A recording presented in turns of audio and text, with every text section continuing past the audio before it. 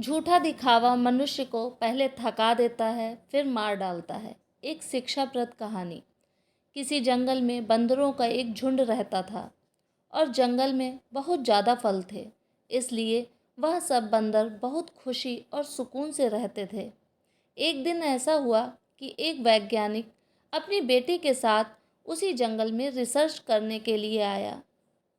तंबू लगाने के बाद वैज्ञानिक तो पौधों के नमूने लेने के लिए निकल गया, मगर उसकी बेटी तंबू की सजावट करने के लिए वहीं रुक गई। उसने पहले जमीन पर एक पुराना कालीन बिछाया और उस कालीन पर बिस्तर लगाया। तंबू के बीच में एक बिजली की लालटेन लटकाई और उसके नीचे एक छोटे से मेज पर सजावटी सेबों से भरा एक कटोरा रख दिया। वह सेब दिखने में बहुत ताज़ा, खूबसूरत और बड़े लग रहे थे। सब बंदर पेड़ों पर बैठे उस नकली सेबों को लालच से देख रहे थे। वह लड़की तंबू के सामने की जगह साफ करने के लिए जरा बाहर निकली तो एक बंदर ने तेजी से झपट्टा मार और एक सजावटी सेब उठा लिया। और ठीक उसी समय लड़की की नज़र भी उस पर पड़ गई। लड़की ने तुरंत बंदूक निकालकर निशाना लगाया और फायर दाग दिया, मगर तब तक सभी बंदर वहाँ से भाग गए थे। बहुत देर तक भागने के बाद जब उन्हें विश्वास हो गया कि अब कोई खतरा नहीं है और कोई भी उनका पीछा नहीं कर रहा, तो वह सब रुक गए और चोर बंदर ने हाथ ऊपर करके सबको वह सेब दिखाया। सब बंदर आश्चर्यचकित होकर उस बंदर को देखने लगे और उसे भाग्यशाली समझने लगे कि उसे इतना अच्छा सेब मिल गया, और यह कोशिश करने लगे कि एक बार उस नकली सेब को हाथ लगाकर देख लें।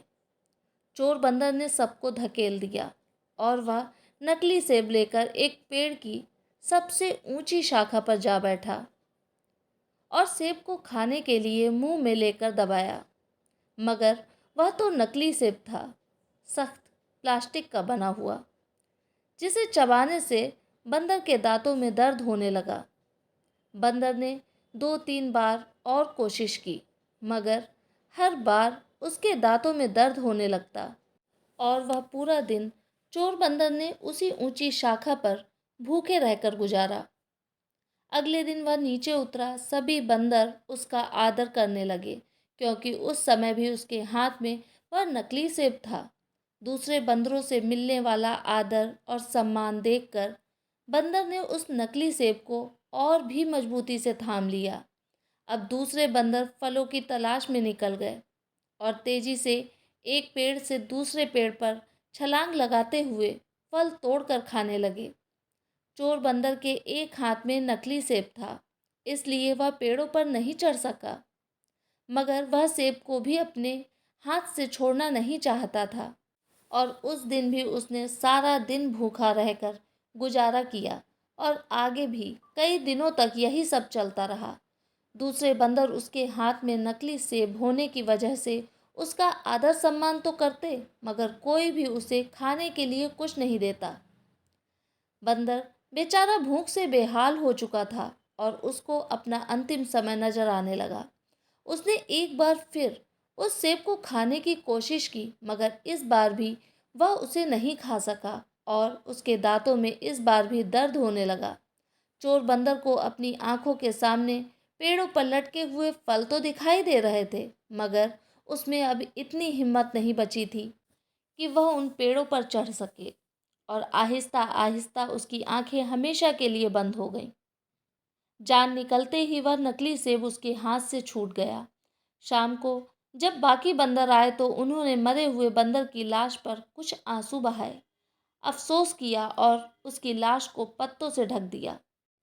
अभी वह इतना कर ही रहे थे कि एक दूसरे बंदर को वही नकली सेब मिला और उसने भी खुशी से हाथ हिला हिलाकर सबको वह नकली सेब दिखाना शुरू कर दिया। इस कहानी से हमें यही सीख मिलती है कि दुनिया की मिसाल भी इस प्लास्टिक के सेब की तरह है। इससे कुछ हासिल नहीं होता, जबकि उसे देखने वाले उससे प्रभावित हो रहे होते हैं, और दुनिया को अपनी मुट्ठी में रखने का दावा करने वाला इस दुनिया से खाली हाथ ही चला जाता है। झूठा दिखावा मनुष्य को पहले थका देता है और फिर उसे मार डालता है। आशा करती हूँ आपको ये कहानी पसंद आई होगी। आपकी क्या राय है इस कहानी के बारे में मुझे कमेंट में ज़रूर बताएं। चैनल पे नए हों तो प्लीज़ सब्सक्राइब करें मेरे चैनल को। धन्यवाद।